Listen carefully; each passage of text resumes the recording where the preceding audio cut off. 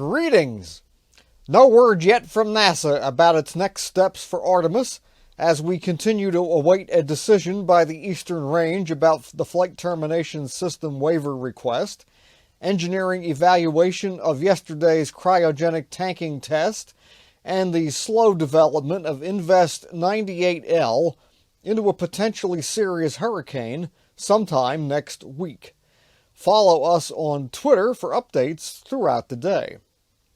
At Starbase, Booster 7 has been transported back to the High Bay factory for robustness upgrades prior to a launch attempt. SpaceX provided this charming time-lapse video of the rollback move.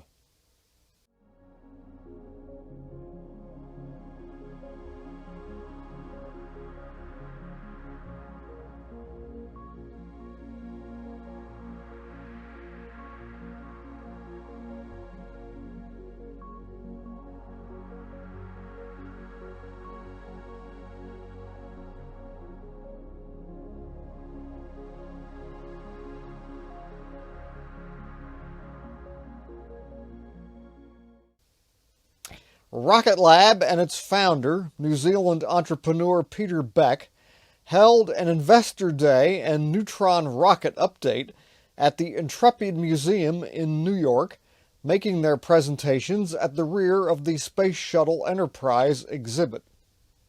The most salient news is that the company has a 10-year lease to build a test stand for the Neutron's Archimedes engine at the NASA Stennis Space Center in Mississippi.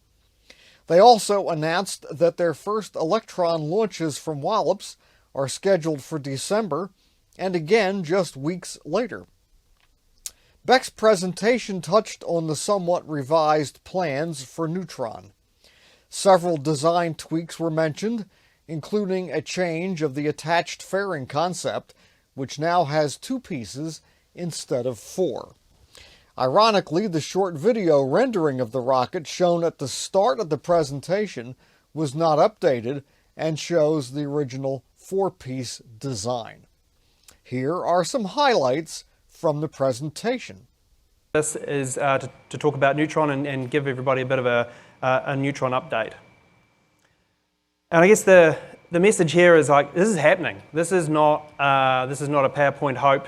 Or anything. This is happening. We are building this thing.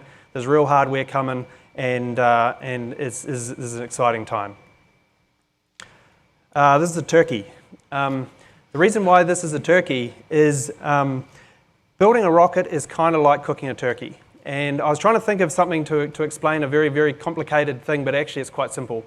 So when you start off with a turkey, you get this bird. It's not very attractive. It's kind of gross, and you got to stuff it and massage it and put a whole lot of effort into it, and it really doesn't look great. You burn a whole lot of work, but it's not until you actually pull it out of the oven and you put it on the table that everyone goes, oh wow, that's amazing. And you get that gratification of all of your effort. So where we are with Neutron right now is we're flat out stuffing that turkey as hard and fast as we can. You'll see a lot of the things we're talking about are super kind of infrastructure heavy, foundational things that enable you to do the things you need to do and actually develop the program. So it's coming to life. Now, one of the things with Electron is it's a composite vehicle, carbon composite vehicle, and this black kind of thing that looks like a bit of a piece of staging. That's not staging, that's a piece of tank. So that's half of a first stage section of a tank to give you guys a sense of scale of the diameter of this thing. I mean, it's big. That's made out of the carbon composite materials that we'll intend to fly with.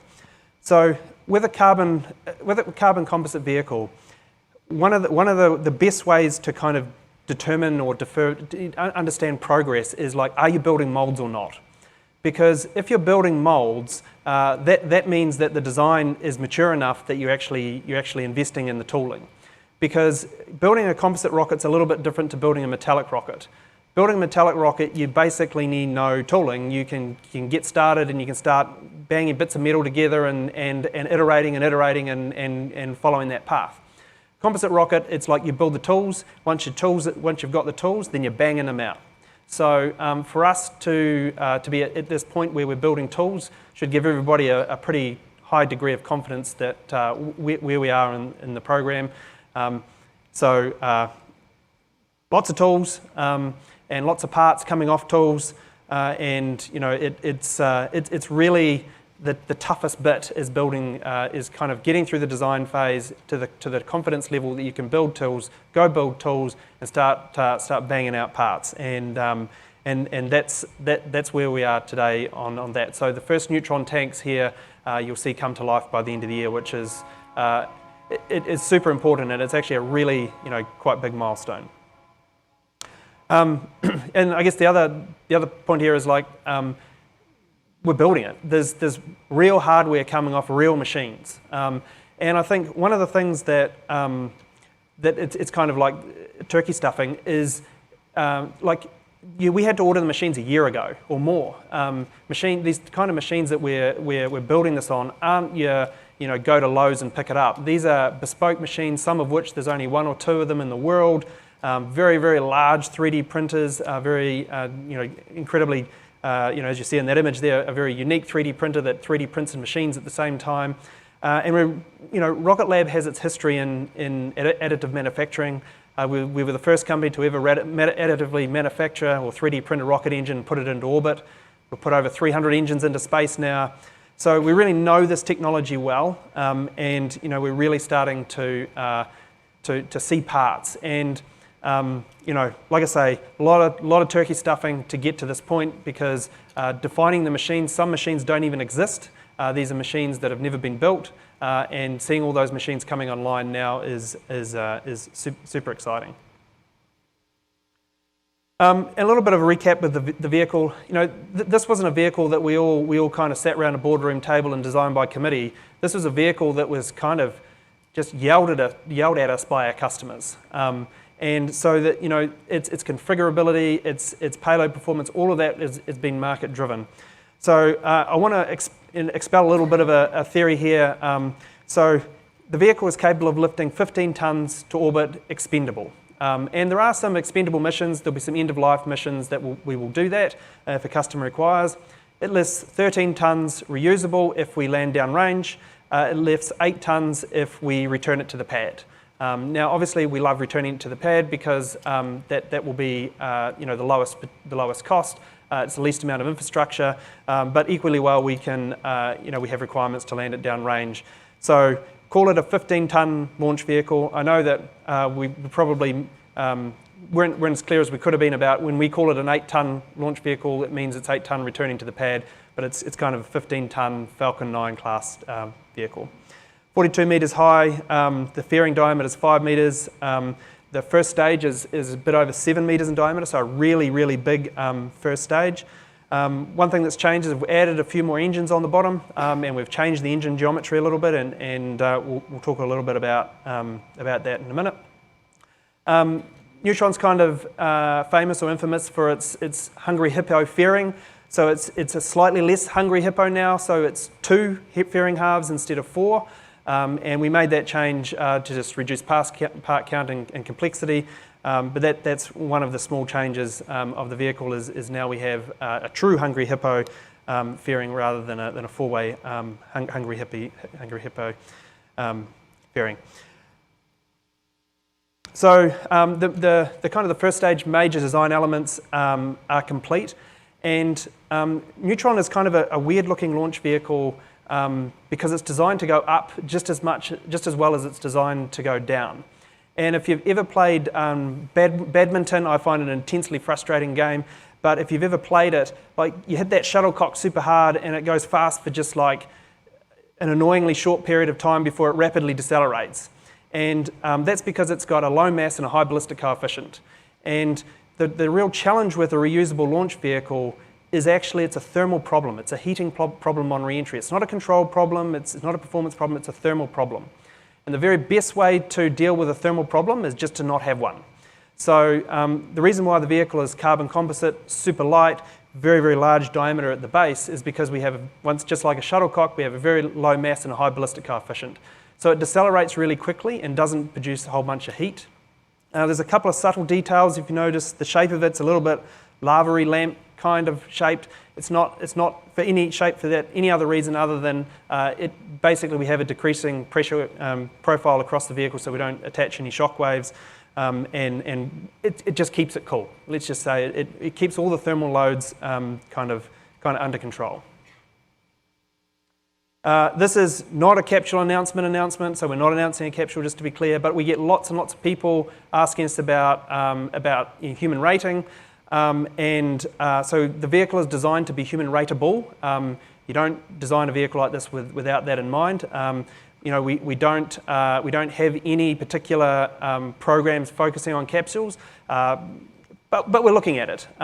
Clearly, you're not going to make a vehicle without having that in mind. So just be clear, this is not a capsule announcement. But if we were going to do something, that was what it would look like, in theory. And then the second stage is obviously, the second stage is a real pain because it has competing requirements. It needs to be the cheapest, but it also needs to be the highest performing. So generally those two things don't go together, but one of the beauties with our construction is that it's very fast to produce, very high performance, lightweight structures, so you get the performance and really low cost. The geometry and the way that we've kind of integrating this payload makes it super easy for customers to get in there and integrate and get out and really optimize that whole flow. I mean, we've done this 30 odd times on Electron. We know what it takes to integrate a payload. We know all the pain points. We know how we can streamline that to save the customer time and cost and ourselves time and cost as well. So we've really taken all of those lessons that we've learned and piled them into Neutron here. So I think composites often get a bad rap that's like, oh, they're expensive, they're slow to build, and like, no. If you think those things, you just don't know how to make composite structures. And composite structures have been made in an automated fashion in the aerospace industry forever. I mean, right back to 737 tail fins. Like, the process we're using here is called automated tape laying, and literally it's, I don't want to say the word 3D printing, but it's kind of like 3D printing a rocket, but it's not 3D printing. You're literally laying down meters of carbon fiber a minute. So the time to go and build one of these structures is just super, super short. And as a result, it's incredibly cost effective. So we're kind of taking this technology out of the aviation industry and applying it into the space industry here. So a lot of people in the space industry think this is new. You talk to someone in the aviation industry, it's just like, oh yeah, we've done this for years, but we're just applying it to these kinds of structures. So what you end up with is super lightweight, super high performance structures that are really inexpensive. And carbon composite on a strength to mass ratio is at least 4 times lighter than metallics or steels. So you use a quarter of the amount of the material for the same specific strength. So you don't actually, yep, the raw material is expensive, but the trick here is you don't actually use that much. So even though the raw material, per kg is more expensive, there's just not that much in it. Okay, so probably one of the bigger updates is the Archimedes engine, and we'll start to see some pre-burner fire here by the end of the year. Sean DeMello is going to talk a little bit more about that. Now, I guess there's a model of it behind me here. You can see that it's a fairly significant engine. It really leverages all of our additive manufacturing technologies and experience over the year. For the kind of rocket geeks in the crowd, you'll look at the ISPs and go, it's only 330 seconds of ISP or 367 VAC for a liquid oxygen methane engine. Those ISPs aren't, they're just average. But we're trying to build like the most reliable, the most reusable engine possible. So really, we have such lightweight and high performance structures that we don't need to extract every second of ISP out of the engine. And why that's important is that these engines are not stressed. And if you're sitting in an aircraft and you look out on the wing and you look at that turbine engine, you don't want to look out at a turbine engine that's literally running within 1% of its capability of its life. Like, that doesn't make me feel good. You want to look out on a wing of a turbine, of an aircraft, and look at a turbine that's got heaps of margin and heaps of safety factor. Like, that thing can just run and run, it can suck a bird and just keep on running and running. That's what you want for a reusable rocket. And that's what we're building here with Archimedes. So we kind of go to pains to saying we're building the most boring rocket engine possible.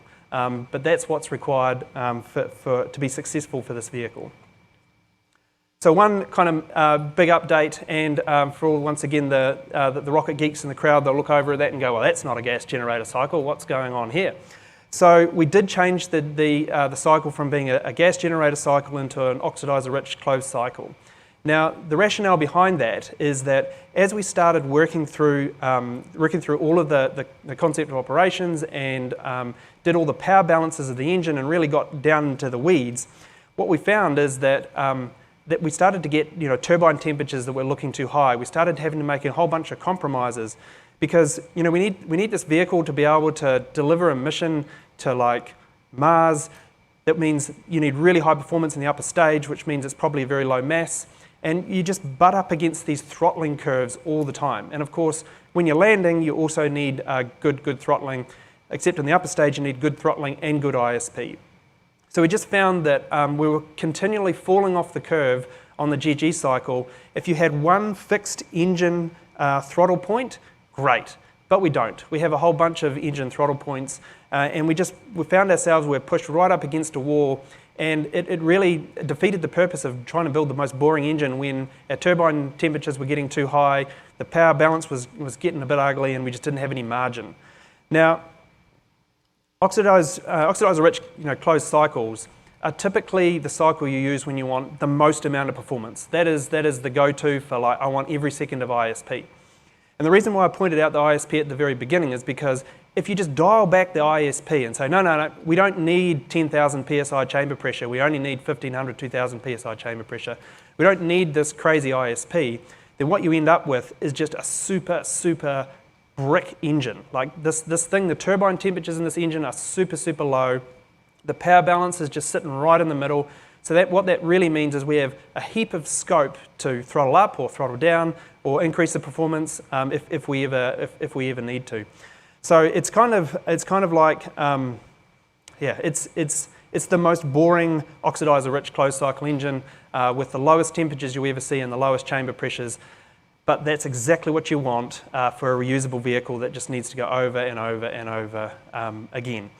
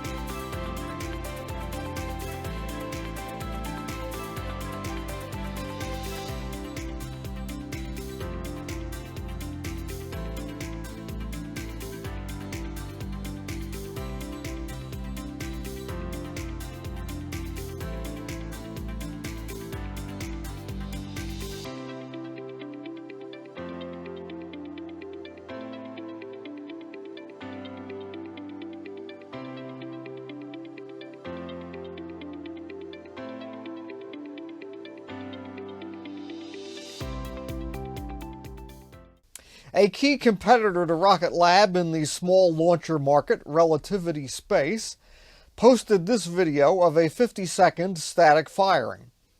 The first stage is mounted on its Launch Complex 16 stand at Cape Canaveral. The company is working toward a full-duration test soon of their 3D printed Terran rocket and Methalox Eon 1 engine.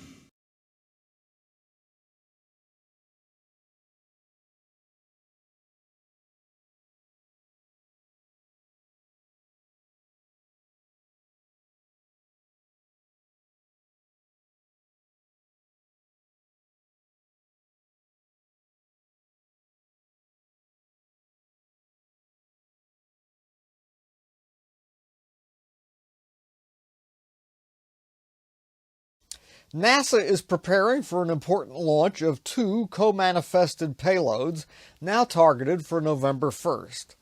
The NOAA Joint Polar Satellite System 2, or JPSS-2 spacecraft, has been lifted onto its stand in the Astrotech Space Operations Facility at Vandenberg Space Force Base.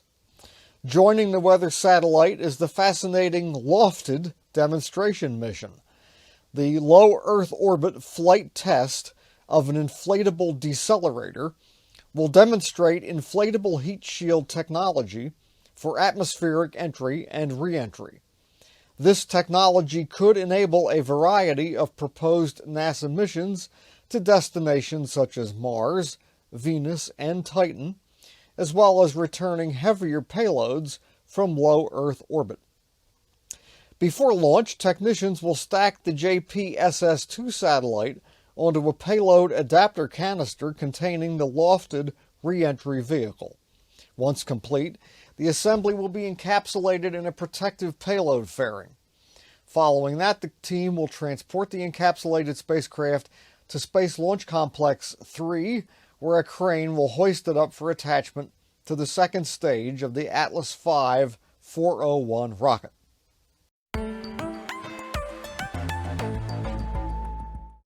Harvard astronomer and extraterrestrial visitor enthusiast Avi Loeb reports the identification of a second interstellar meteor following his announcement of the first such object in 2019.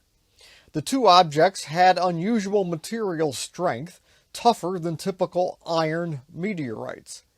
This implies that they are not rocks from planetary systems like ours. His paper first notes that supernovae have been seen producing iron-rich bullets, meaning that these objects may have been, quote, shot out of an exploding star, unquote. But a natural explanation is not the only possibility, Loeb writes. Quote, it is also possible that they are artificial in origin, namely chemically propelled interstellar spacecraft like our own interstellar probes, but launched a billion years ago. One can also imagine a mother craft carrying CubeSats or micro devices in its belly, which, like dandelion seeds, automatically get released through friction with the atmosphere of a habitable planet, unquote. Loeb's Galileo project is working on plans to search for fragments of both, with the earlier object believed to be near Papua New Guinea and the new visitor near Portugal. His post expresses irritation at critics of his extraterrestrial intelligence theories, decrying, quote, pushback from self-proclaimed experts and bloggers, unquote, and recommends that the search teams, quote, keep your eyes on the fireball, not social media, unquote. Using the Atacama Large Millimeter Sub-Millimeter Array, ALMA, astronomers have spotted signs of a hotspot orbiting Sagittarius A star, the black hole at the center of our galaxy. The findings give scientists a better understanding of the enigmatic and dynamic environment of our supermassive black hole.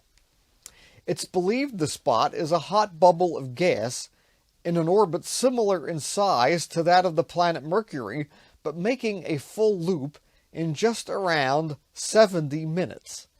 This requires an incredible velocity of about 30% of the speed of light, according to the astronomy team. By chance, some of the observations were done shortly after a burst or flare of X-ray energy was emitted by the center of our galaxy, which was spotted by NASA's Chandra Space Telescope. These kinds of flares, previously observed with X-ray and infrared telescopes, are thought to be associated with so-called hot spots, or hot gas bubbles that orbit very fast and close to the black hole.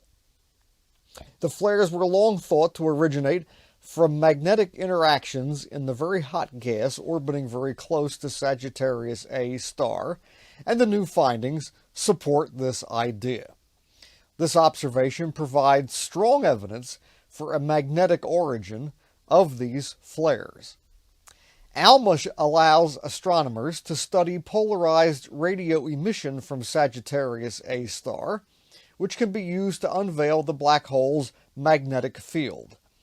The team used these observations together with theoretical models to learn more about the formation of the hotspot and the environment in which it is embedded, including the magnetic field around Sagittarius A star.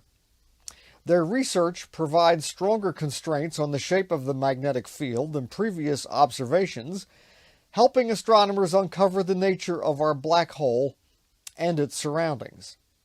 The observations confirm some of the previous discoveries made by gravity instrument at ESO's Very Large Telescope, VLT, which observes in the infrared. The data from gravity and ALMA both suggest that the flare originates in a clump of gas swirling around the black hole at about 30% of the speed of light in a clockwise direction in the sky, with the orbit of the hot spot being nearly face on. And that's the way space is today. Until tomorrow, ad in explorata toward the unknown in the measureless arena of space. Stay tough and competent, and thanks for watching.